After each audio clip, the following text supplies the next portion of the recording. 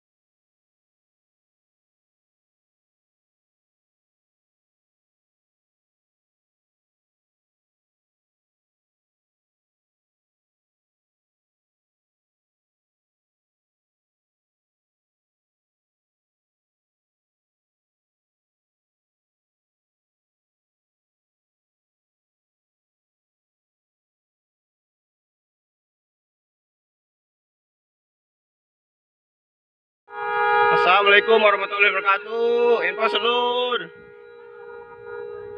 Kecelakaan di KM 91. Mobil kepencet di kontainer.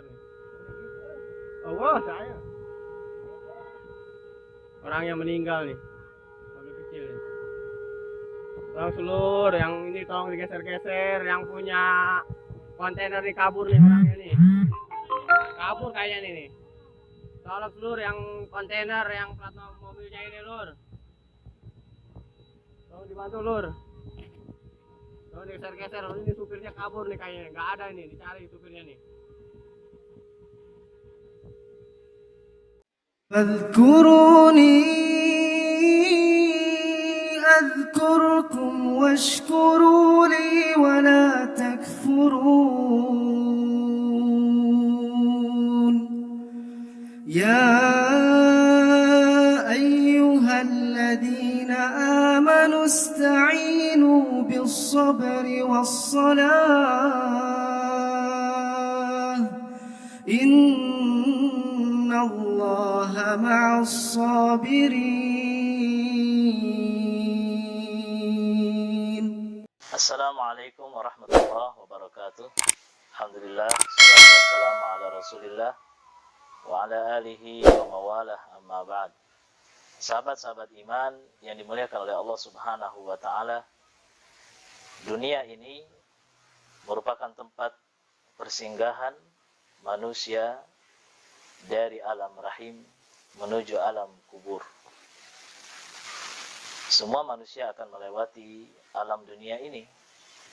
di mana Allah Subhanahu wa taala menjadikan dunia ini sebagai tempat ujian, sebagai tempat di mana manusia akan mengalami lelah, mengalami banyak cobaan, mengalami banyak tugas, banyak pekerjaan, yang di situ Allah Subhanahu wa taala akan menguji manusia dan memilih siapakah manusia yang paling terbaik dari hamba-hambanya yang beriman kepada Allah Subhanahu wa taala. Karena memang tujuannya diciptakan dunia ini adalah untuk menguji manusia, siapakah manusia yang paling baik, yang paling dicintai oleh Allah Subhanahu wa taala. Manusia yang paling banyak manfaatnya di sisi Allah Subhanahu wa taala. Sehingga untuk memilih manusia yang paling baik, maka Allah Subhanahu wa taala menguji manusia dengan berbagai macam ujian. Sebagaimana dijelaskan di dalam Al-Qur'an, kullu nafsin dha'iqatul maut. Setiap jiwa maka dia akan merasakan kematian. Wa nabluukum bisyarri wal khairi fitnah. Dan Allah Subhanahu wa taala akan menguji manusia dengan keburukan dan juga kebaikan sebagai ujian bagi mereka. Tsumma ilaina turja'un, kemudian kepada kamilah mereka akan dikembalikan. Para ulama tafsir menjelaskan maksud dari ujian keburukan dan ujian kebaikan di sini adalah berupa ujian yang tidak enak dan ujian yang enak. Ujian yang menyenangkan dan ujian yang tidak menyenangkan. Artinya manusia akan diuji dengan berbagai hal-hal yang tidak senang. Diuji dengan kemiskinan, diuji dengan rasa sakit, diuji dengan bencana, diuji dengan gempa bumi, diuji dengan banjir, diuji dengan kecelakaan, diuji dengan badai, diuji dengan penyakit, dan masih banyak lagi ujian-ujian yang tidak menyenangkan. Rusaknya rumah tangga, anak terlantar, jauh daripada pendidikan, peperangan, dan banyak sekali ujian-ujian yang telah menimpa manusia. Dan tentunya Allah ingin menguji, ingin mengetahui siapakah di antara kita yang paling sabar dalam menghadapi ujian yang tidak menyenangkan ini. Karena orang yang sabar, yang tidak mengeluh, yang tidak mudah mengeluh, selalu mendekatkan dirinya kepada Allah, memohon pertolongannya, mendekatkan diri kepadanya, disitulah Allah sangat senang. Allah mencintai hamba-hambanya yang selalu kembali kepadanya di saat-saat sulit, di saat-saat susah. Maka dari itu, ajaban li amril mu'min, sungguh sangat menarik orang-orang beriman itu. Idza asabathu dharra sabara. Jika ia ditimpa dengan keburukan, dengan musibah, dengan penyakit, maka dia sabar. Artinya dia tidak mengeluh.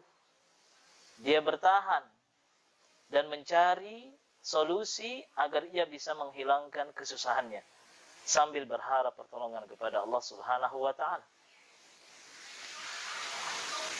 Dan itu yang diinginkan oleh Allah Subhanahu wa taala, karena orang yang diuji dan dia sabar, dosa-dosanya akan dihapuskan oleh Allah Subhanahu wa taala. Akan diringankan hisabnya, akan didekatkan dengan surga Allah, dan juga akan diangkat derajatnya di sisi Allah Subhanahu wa taala. Dan dia akan mendapatkan pahala yang terus mengalir kepada catatan amalnya selama ujian itu berlaku padanya. Maka dari itu, kita memohon kepada Allah Subhanahu wa taala agar dikuatkan sabar kita. Dan juga diangkat musibah yang menimpa kita. Dan bertawakal kepada Allah Subhanahu wa taala agar kita dicintai oleh Allah Subhanahu wa taala, karena Allah mencintai orang-orang yang sabar. Innallaha yuhibbus sabirin.